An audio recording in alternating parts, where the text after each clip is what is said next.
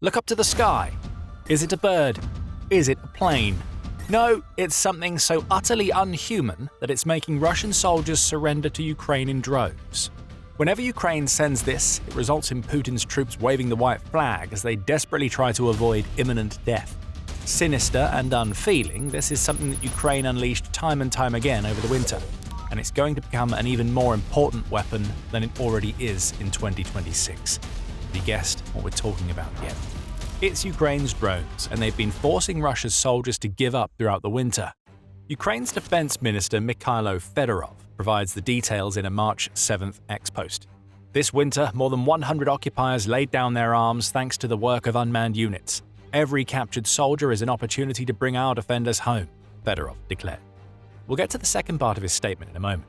First, over 100 occupiers laying down their weapons when faced with drones is something that simply isn't supposed to be happening, but it is. And it's because Putin's forces know how terrifying these drones are. Ukraine's machines fly overhead constantly, watching and waiting for any glimpse of a soldier in the vast kill zones that Ukraine has created around the settlements that it's defending. These drones are responsible for between 70 and 80% of all casualties that occur on the front lines. So Russia's soldiers know what it means when a drone has them in its sights. They will be seconds away from death. The only way to escape is to surrender. And that's what we see time and time again in a video that Fedorov published alongside his X-Post to prove that what he's saying isn't just a load of hot air. We see Russian soldiers with their hands raised, some stranded out in the open knowing that they have nowhere else to go, others hidden away in a shelter only to discover that a drone has spotted them and is ready to unleash hell. The footage is interspersed with occasional examples of what happens to the soldiers who are foolish enough not to surrender to Ukraine's sinister flying machines. And it isn't pretty. The surrendering soldiers have likely seen far too many examples of what will happen to them. They know better than to risk their lives in fights with Ukraine's drones. And if you keep watching, you'll discover that these soldiers are still risking it all when they wave the white flag.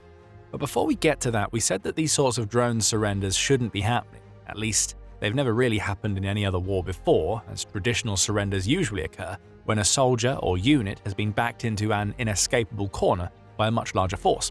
In other words, surrenders rarely happen in one-on-one situations, at least before the Ukraine war. But that's what we're seeing now. Drones simply have to hover overhead, and Russian soldiers are raising their hands and following the commands that emanate from the drones to allow themselves to be taken prisoner by Ukraine. This is precisely what Ukraine wants, and the reason why comes down to the prisoner exchanges to which Fedorov alludes in his X-Post.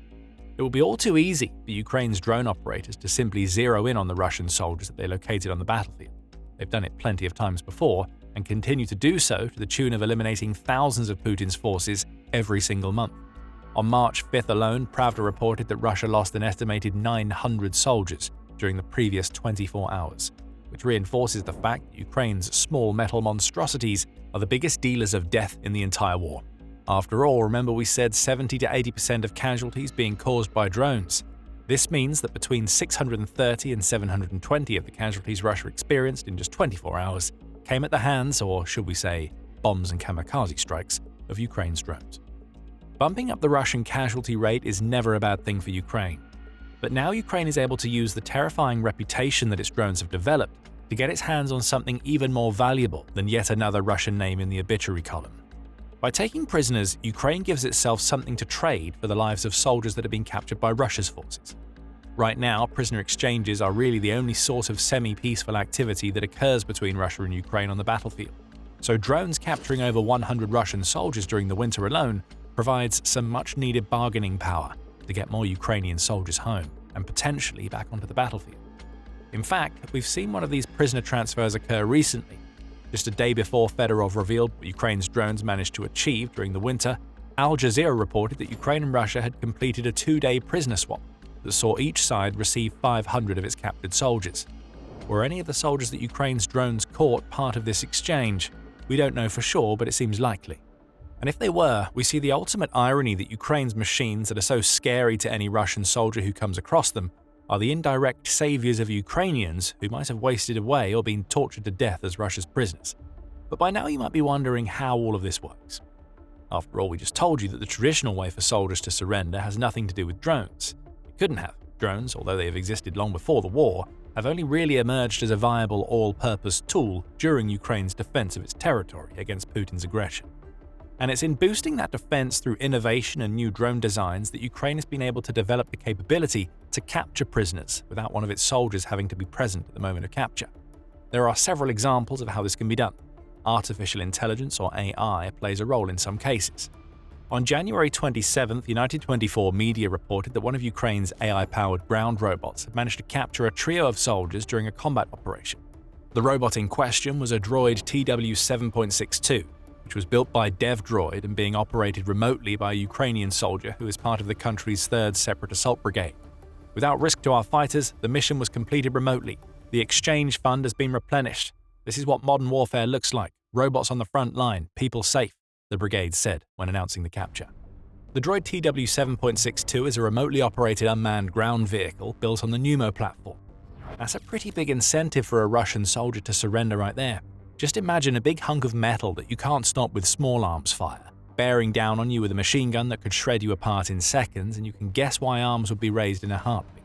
It's here where the AI comes into play, as it's used by the drone to improve the accuracy and firing efficiency of the attached gun.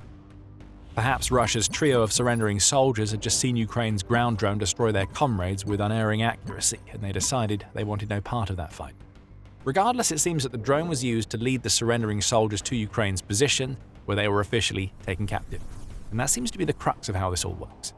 A drone can't apply zip ties or take a soldier into custody itself, but what it can do is present such a massive threat that a soldier is convinced to surrender.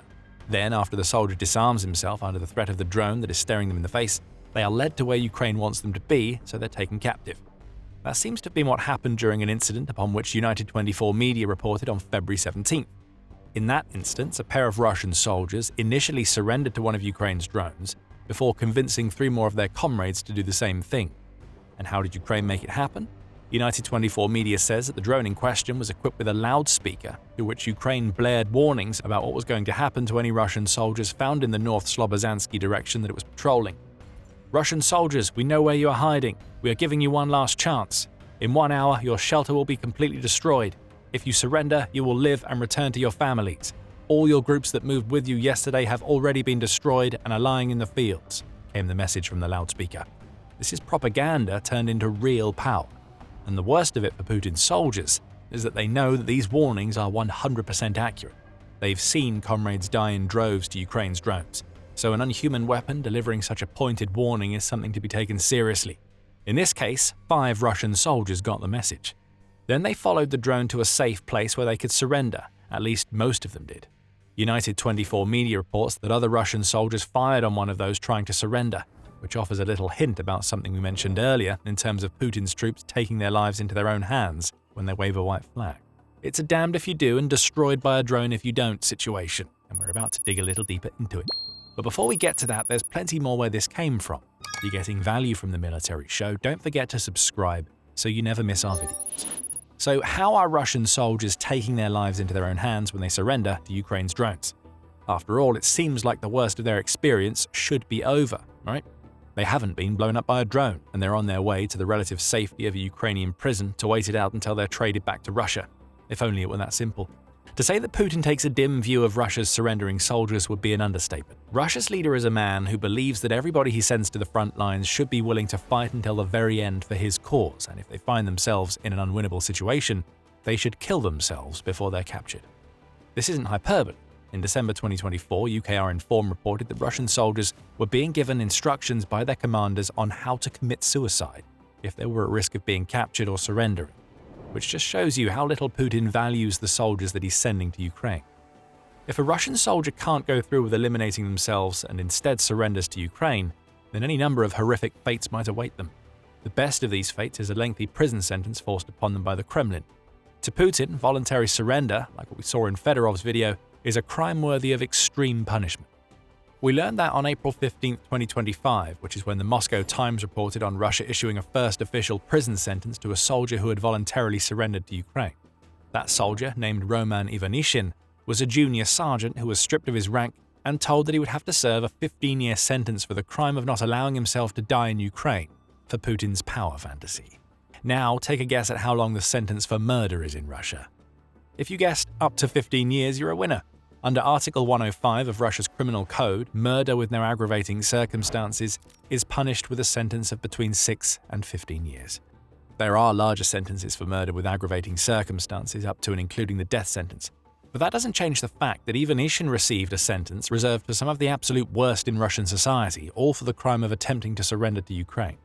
But hey, he might be able to get out of his jail time. All he has to do is become one of the 180,000 plus convicts that Russia has recruited for its military, which we suppose will give him another chance to surrender. The Kremlin probably won't make the same offer to Ivanishin that it makes to many of its other criminals, that is, unless it wants to manufacture a circumstance where the soldier faces an even worse fate than the one he's been given. After all, you could argue that Ivanishin is one of the lucky ones. He got imprisoned for trying to surrender to Ukraine. Other Russian soldiers get killed. We've seen this several times during the course of the war. Back in July, Militani reported on one such incident, which saw one Russian soldier shoot another as the second soldier attempted to surrender to Ukraine. One of Ukraine's drones observed the entire incident from overhead, perhaps having been used by Ukraine to convince the shot soldier to give himself up. Footage of the incident exists, though much of it is too graphic to share in this video. But what you see if you watch the video is the surrendering soldier being shot once from a distance, leading to him crumpling to the ground. A few seconds later, the shooter follows up by walking right up to the soldier and shooting him in the head. It's a terrible fate, but it's one that Russia seems to actively encourage in a military where every soldier exists for no other reason than to throw themselves at Ukraine's defenses. If the soldier won't even do that, they're as good as dead to Putin anyway. What difference does it make to Russia's callous leader if that soldier is shot by Ukraine or one of his own comrades? At least the dead soldier won't give Ukraine something that it can trade for one of its own captured soldiers. Another incident was captured on video on October 2025. Reported on by TVP World this time, Russia's forces used one of its own drones to kill a man who was attempting to either desert or surrender to Ukraine. The soldier had barely even started the process of giving himself up. Ukraine's ground forces said that one of their reconnaissance drones had seen the soldier begin to lay down his arms, likely as preparation to surrender to Ukraine. Almost as soon as the weapon hits the ground, an explosive device dropped by a Russian drone lands next to him. Boom! The explosion kills the surrendering soldier in an instant. Again, the footage is too graphic to share in this video, but as the ground forces said in its statement, this is yet another evidence that the enemy does not value the lives of even its own soldiers. We have one more example. On February 10th, United 24 media reported that Russia's forces are still attacking their own soldiers, especially when those soldiers are attempting to give themselves up to Ukraine's drones. The outlet reports on a pair of Putin's soldiers who had surrendered to Ukrainian drones flown by the 24th Separate Mechanized Brigade in the Chasiv Yar region. As the drones guided the Russian soldiers to a location where they could surrender, a Russian FPV drone attacked, killing both. This is the reality that a Russian soldier faces in Putin's army, and we've seen it too many times to count. But what this tells us is that conditions that Putin is forcing his soldiers to endure are so horrific that they are still willing to risk it all when one of Ukraine's drones gives them the opportunity. These contraptions, which have delivered so much death to Putin's men, are still being seen as potential saviors, if not from other Ukrainian drones, then from the surrendering soldiers' comrades. Even with all of this risk, Russia's soldiers still hold their hands up and follow Ukraine's drones. Fedorov said it happened over 100 times during the past winter alone, and in total, Russia's soldiers are surrendering in record numbers, even with the threats of prison and death by the hands of their own comrades looming over them. On December 31st, United 24 media reported that over 10,000 of Russia's soldiers have been taken prisoner by Ukraine since Putin launched his invasion. The number will be even higher now after the winter, and though this seems like a small number, given that Russia is believed to have some 700,000 soldiers in Ukraine, keep in mind what we've just told you. These are 10,000 soldiers who will eventually be sent back to Russia. They know that prison might await. So might the prospect of being sent back to the front, where they might be shot by their commanders if they try to surrender again. Heck, they might even be shot as soon as they arrive as a form of delayed punishment for what they did. Many now look at Ukraine's drones as a safe way out of the war that Putin pushed them into. It's a lot safer than sticking with inept commanders who point rifles at their heads if the soldiers so much as breathe a word that questions their orders. What Ukraine has found here is a way to encourage non-contact surrenders. It keeps its own soldiers safe while giving Russians a way to give up, all by using the very drones that have killed Putin's forces in droves. And in a kind of strange, twisted bonus for Ukraine, any Russian who fails to surrender because their own forces kill them still amounts to a win for Ukraine. That's one more soldier eliminated from the battlefield. As for the drones, they simply move on to the next target. It's no real surprise that so many of Russia's soldiers are now so willing to take their chances with a Ukrainian drone ahead of staying in the field. The numbers are in, and Russia is experiencing the largest troop losses in modern history. If you want to find out why so many surrendering soldiers are trying to avoid becoming part of Putin's humiliating statistics, check out our video, which showcases just how poorly Russia's military is doing. And if you enjoyed this video, remember to subscribe to The Military Show for more coverage of the latest developments in the Ukraine war. And thank you, as always, for watching.